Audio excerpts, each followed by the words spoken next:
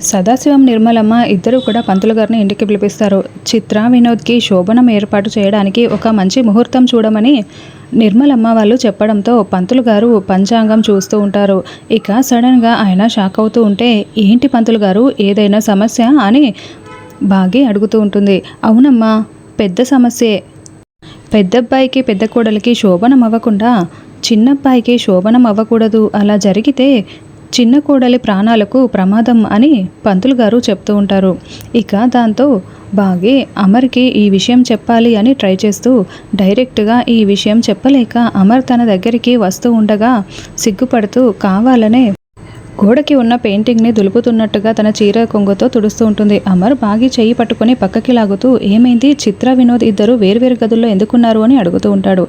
ఇంకా దాంతో బాగి అంతా మీ వల్లే అని అమర్ బుగ్గలు పట్టుకొని అంటూ ఉంటుంది. నా వల్ల, నేనేం చేశాను అని అమర్ అడుగుతూ ఉంటాడు.